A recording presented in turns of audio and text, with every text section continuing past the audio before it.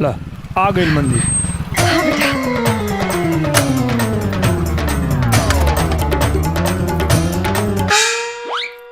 कहाँ गेली?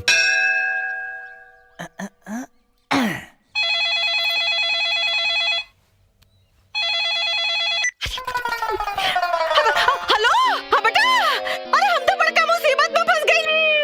अरे बेटा हमरा के लोग बंधक बना ले बा। अरे बेटा, अरे बाप रे, अरे तेरी जान बचा दे रे बेटा। अरे हम भाई। जान से गई।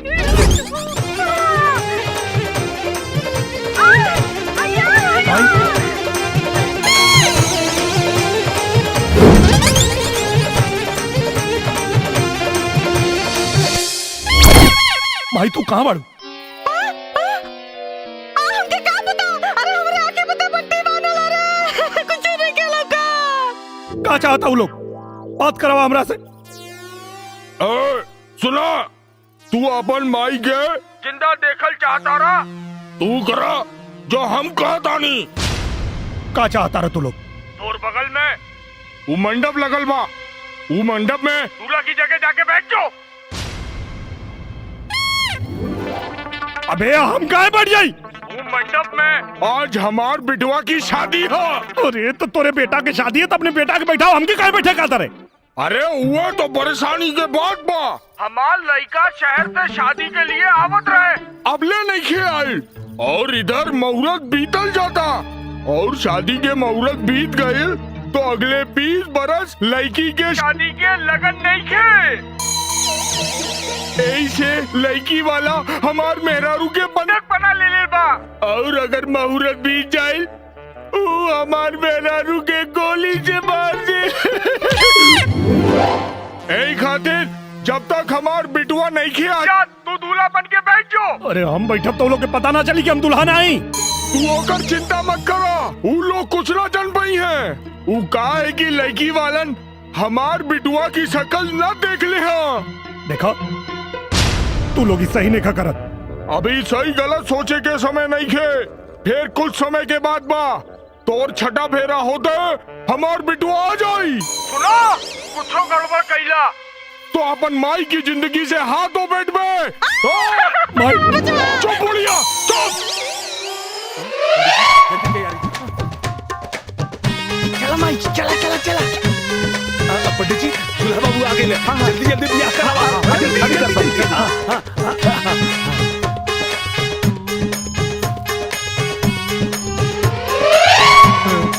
भाई, अरे जजमान फेरा लगाई, जल्दी करी जल्दी करी। मोर पीतल जल्दी करी। मंगल भगवान विष्णु मंगल परमेश्वर मंगल पुण्यकांच मंगलाय तनो हरि।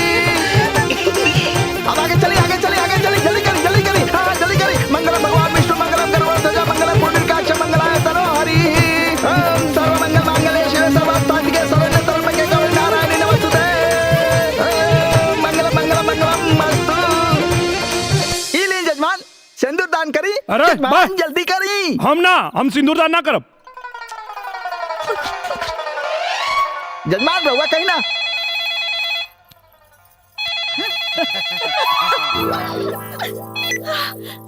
हेलो, रुक का गईला। तू तो कहता रहे कि छह फेरा में तोर बेटा आ जाए, कहाँ रह गई?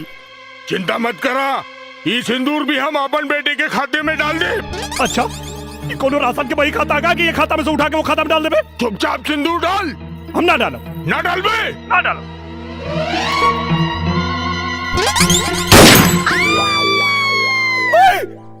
अब अभी तक तो जियता नहीं बेटा, बाकी आगे के जिंदगी का कोनो भरोसा ना।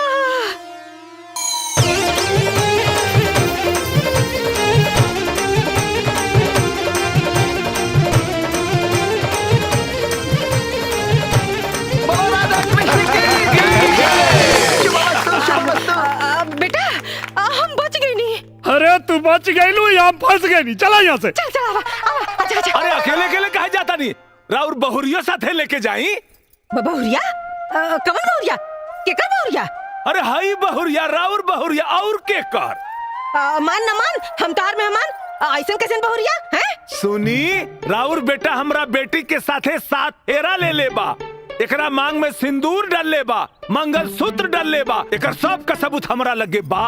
अगर हमरा बेटी के अपन बहुरिया माने से इनकार कैनी तो पूरा परिवार के जेल भिजवा दे, बुझनी? हाँ भले जेल खटब, लेकिन हम एकरा के अपने संगे लेके ना जाए। चल बेटा चल। सुनी, अरे अरे ब्याह के बाद अगर एगो लड़की के ओकर पति मंडप में ही छोड़ के चल जाए तो वो कहाँ जाए? ये दुनिया के काम मुंह दिखाई। कम से कम जाए से पहले हमरा के अपना हाथ से जहर दे के जाए, कहे के बाप के बिना हम ना जी पाई। ऐसे ना कहे कि बिटिया, ऐसे कहे कहता रू? भले हमार बेटा तोरा के अपन पत्नी के दर्जा ना दे, हैं? बाकी तो अब हम तोरा के अपन बिटिया बना के रखब। ए माई, चल आओ। ई का बात करता है? चल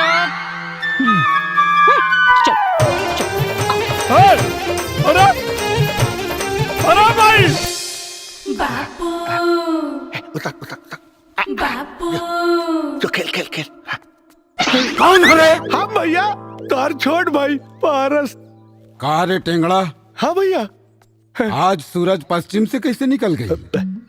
अचानक तोरा में इतना बदलाव ना भैया, प्रायश्चित कहा, अपना पाप के प्रायश्चित भैया। पाप के प्रायश्चित?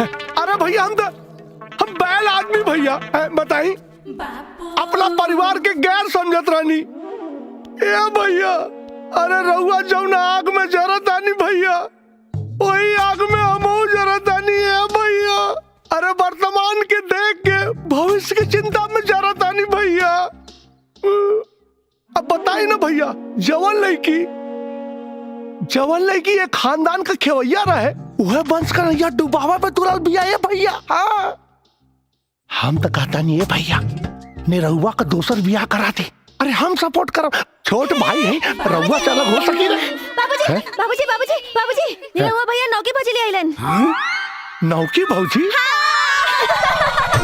अरे बड़को, ए छोटको, अरे कहाँ बड़ू हो? आवा लोगन दौरा लिया बा, आरती लिया बा, वो तो आइल बिया हो। अरे पतो का सच्चात ना छनी, या ना छनी। तू बत उतरा, अभी बैठल रहा है। निमिया की डारी। अब बेटा पतो नहीं है, बियाह कैला हा, मांग टिकला हा, तो बेटा कुछ रस्म रिवाज ना होई त असगुन ना हो जाए, हैं? निमिया की डाली झूलुआ। ये सब इतना जल्दी कैसे रे? अरे इतना जल्दी का जरूरत रही है के?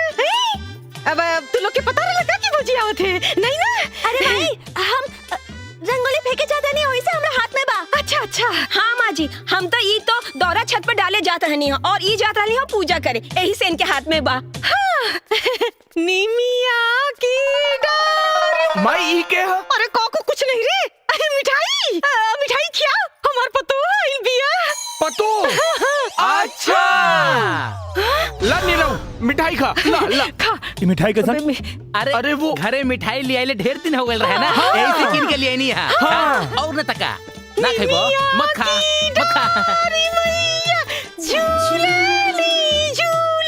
उतरा बच्ची की झूली। अरे आराम से झूली ना, धीरे से रखे में गोड़।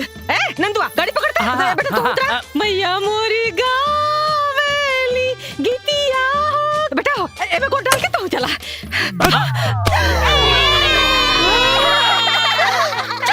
भाग यहाँ से। झूली ना भैया के भाई।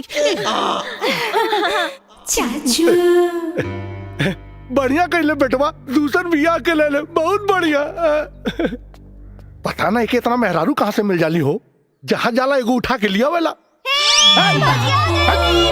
निमिया के डार मैया डालेली झूलवा हो की झूली ना, मैया मोरी गावेली गीतिया। अरे वाह, कितनी महान है रे तू। तेरा दिल तो समुंदर से भी ज्यादा विशाल, तेरे विचार आसमान से भी ज्यादा ऊंचे, त्याग और बलिदान की साक्षात मूर्ति है रे तू,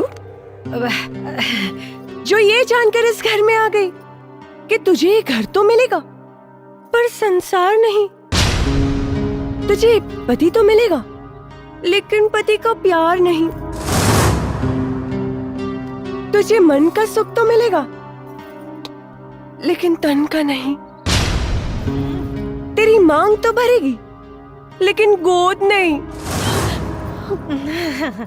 तुझे यहाँ बहू, बेटी, चाची, दीदी, मामी, काकी, बुआ सब कहने वाला मिल जाएगा, लेकिन माँ कहने वाला कोई नहीं मिलेगा। ये कहा तारी के बारी? ए बुढ़िया, बताओ बताओ बताओ काहे नहीं कि मैं इसकी सौतन हूँ। ना ना हमार बात सुना, हम बताओ तानी, चला अंदर चला, बताओ तानी।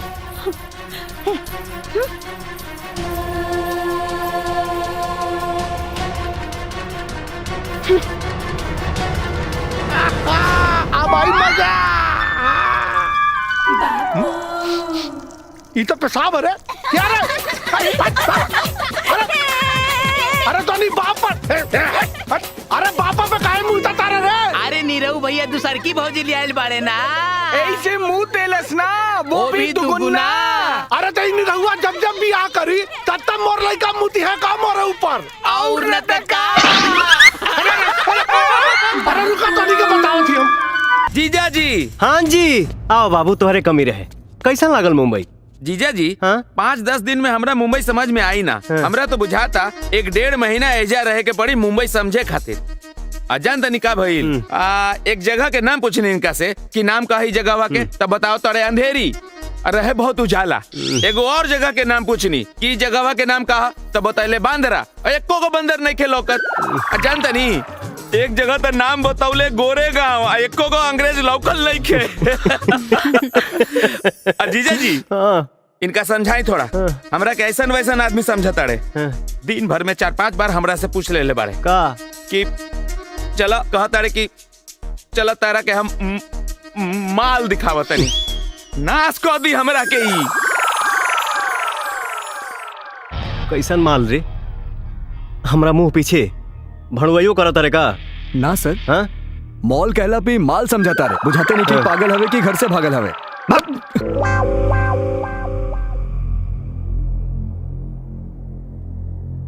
भैया के गांव भेजे खातिर कुछ करे के पड़ी।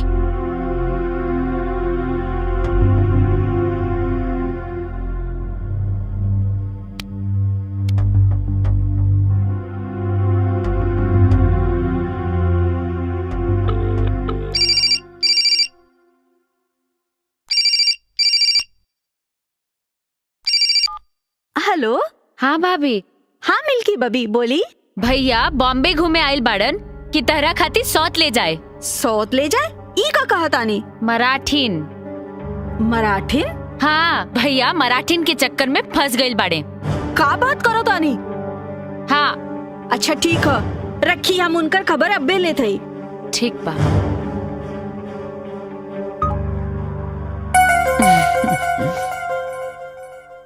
कतना कम कपड़ा पहना ताड़ू तहनी लोग। कपड़ा पहनल करा, गंदा लौकता।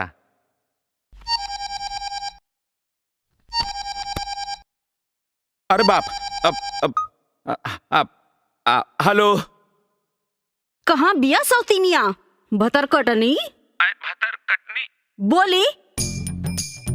अरे उस सतबतरी कहाँ बिया? बताई जल्दी। अरे काहे इतना गरिया अवतारू? ढेर साधु मत बनी, समझली ना? मराठीन के साथे खूब मजा आवता ना रहुआ के। मराठीन? मराठीन चुपचाप घरे आवत आनी रहुआ कि हम आ जाई बॉम्बे। ना ना ना ना ना, हम आवतनी काल के काल आवतनी। काल नहीं आजवे आई ना, काल के काल टिकट ना मिली। काल तो काल पक्का ना, तो हम बम्बई आ जाए। हाँ ना मुंबई आवे के जरूरत नहीं के। ना हम आवतनी जी। हाँ मेहरारू संभाले के खातिर स्कूलों में एगो कोर्स होके के चाहिए। कैसे संभाल ले वेला लोग इतना। दीदी हम घर जाता नहीं। हाँ। अरे इतना जल्दी का है?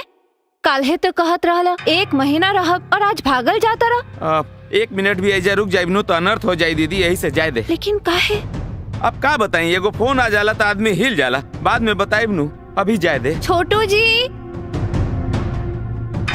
छोटू जी, हाँ जी। इनका के स्टेशन छोड़ाई। जी ठीक बा। ठीक बा, का कहता रहा, उठाओ ना सामान, जल्दी में बनी नु। हमरे जिम्मे बा। हाँ तो उठाओ जल्दी। पता ना का करे के पड़ी। जल्दी।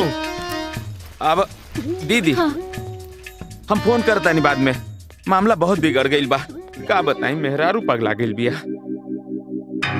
का हो गई?